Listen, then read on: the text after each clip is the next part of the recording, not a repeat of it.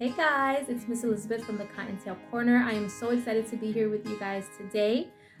We are celebrating International Rabbits Day.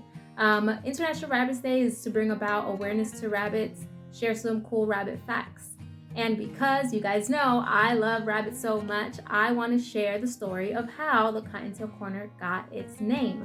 If you want to know how the Cottontail Corner came about, the idea for the Cottontail Corner, that's a separate story. You can actually look it up under Grandparents' Day on my page. But this is the story of how the Cottontail Corner got its name. So, it's a little bit of a sad story, but it does have a good ending at the end. So here we go. I'm going back, way back, about 12 years ago, when I was actually struggling with betrayal trauma, was struggling with abuse, and I had decided one night that enough was enough. And I called a friend and I said, I want to go to a hotel and I just can't stay here. My friend came, picked me up, drove all the way out to the hotel and prayed with me. And he said, Elizabeth, you just can't keep running away. At some point, you're going to have to deal with this. So I can open the car door and let you go upstairs to the hotel, or I could drive you back home. The choice is up to you. So we prayed. I sat there a few seconds trying to decide what I wanted to do. And you guys, I gotta say, I don't usually run away from situations. And I said, let's go back home. I'll go back home, but I want you to take the long way. And I want you to stop for hot chocolate.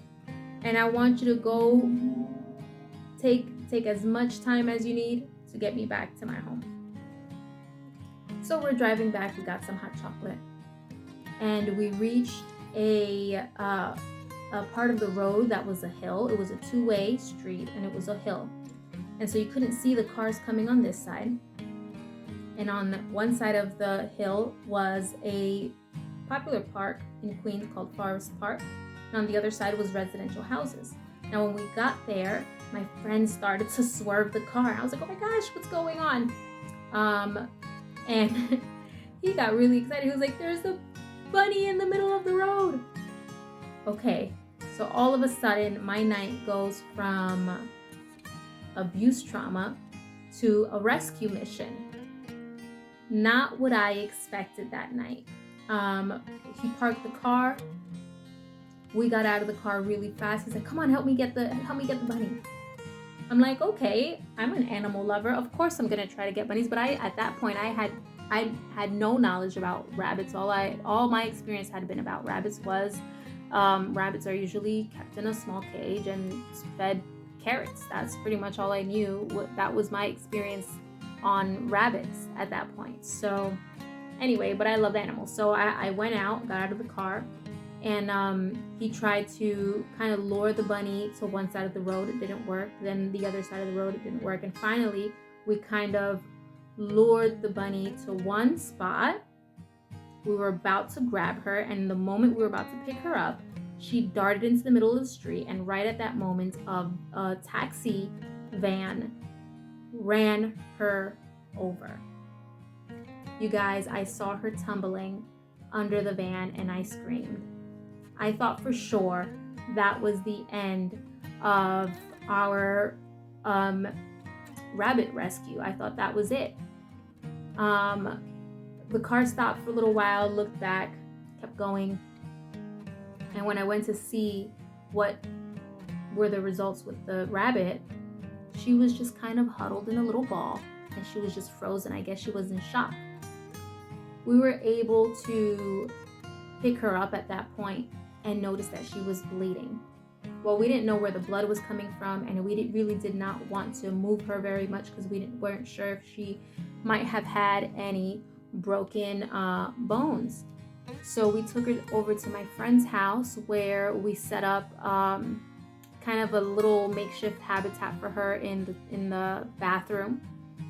We went out to to the grocery store. We bought some carrots, we bought some lettuce, some stuff that bunnies can eat, and we left it there and decided that in the morning we would go to the vet. Well, that's what we did, and in the morning we met up again, took the bunny to the vet, and the vet said that this was a miracle. Here's why. Bunnies have very fragile skeletal systems, and so there are times where if a bunny runs into a wall, it could easily break a bone. And just the simple broken bone on a rabbit can be life-threatening. And so an accident like that could have easily been life-threatening to the rabbit, but all it suffered from was a broken nail, which is where the blood was coming from. And so days after that, let me rewind. So the vet said it was a miracle. She only suffered a broken nail. We were able to bring her back home, and my friend at that point said, actually, I'm on some medication that makes me specifically allergic to rabbits. Not dog fur, not cat fur, rabbits. It makes me allergic to rabbits, so I can't keep her. So, of course, naturally, being somebody who loves the animals, I said, you know what, let me take her in and I'll care for her until I could find her a forever home. So I took her in, and the days following that, I was still focused on the initial situation, which was betrayal, trauma, and abuse, and trying to figure that out. And I was praying through that, reading my Bible, and partly annoyed that when I was that on the night that I found the rabbit, I named her Bunny. So I'll just call her Bunny. When the night that I found Bunny, I was partly annoyed that God had created such what I thought was a distraction from the situation. I was half expecting that God would give me some kind of clear direction or clear answer on the situation that was going on with me in terms of the abuse and the trauma. But instead, I was distracted by this rabbit rescue, which normally I would have loved to have been a part of. But on that night, I really just wanted an answer from God on this. I wanted to know what to do, how to solve it, what direction to go in. And so the days following, I had continued to ask God about that. And God, through prayer and reading the Bible, kept bringing back to mind Bunny. And I was like, hey, God, stop distracting me with Bunny. I don't want to look up bunny facts. I don't want to look up how to take care of it. I'll put out an ad or something for it, but I just want you to tell me about this situation. And I remember very clearly God saying, Elizabeth, look at Bunny. She was in a situation that you thought she would not survive. She should not have survived a car accident. Her skeletal system is fragile. She is prey animal. She could have easily ran into the forest. And just so that you guys know, she was a domestic rabbit. She was not a wild rabbit. There are very clear distinctions between wild rabbits and domestic rabbits. And it was very obvious that this rabbit was not a wild rabbit. She was domestic wild. So had she ran into the forest that was right across the road, she would have been prey very quickly. So God had said to me very clearly, this is a situation she should not have survived. But just like you rescued her from a situation that she shouldn't have survived, I will rescue you from every situation that you think you're not going to be able to survive. I will rescue you. And so that has been a promise I have held on to day after day after day after day since then. That was 12 years ago. Now, you guys, I always joke around and say every Christian has a cross. but not every Christian has a bunny. That's my the promise to God that I received when I look at bad days, and I say, you know what, I have survived every single one of my bad days.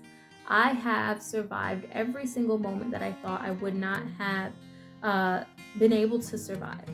And it's all by the grace of God. And I can definitely say that God, there were moments where I thought I wasn't going to get through the day, and God came through. And I'll share one of those moments with you. We're going to fast forward to about, 8 years after that incident. 8 years after that incident, I was my grandfather's caretaker. My grandfather was, he was in his last stages of cancer, and he passed away. 2 weeks after he passed away, my marriage failed. And so I was plummeted into a season in life where I had lost both a parent and my marriage, almost at the same time, 2 weeks apart. And so that was a season in life I did not think I would survive. That was at the end of the year, almost at the end of the year of 2018. And so by 2019 in January, I had made a list of 300 goals. And I said, God, my life is falling apart. I don't know if I can survive this. And I don't know how you're going to get me through it, but I know you made this promise. And I still had Bunny at that time. She was a free roam rabbit in my house. And I had actually rescued another bunny to be her partner. It was so cute. But I kept looking at her, and remembering the promise that God made me.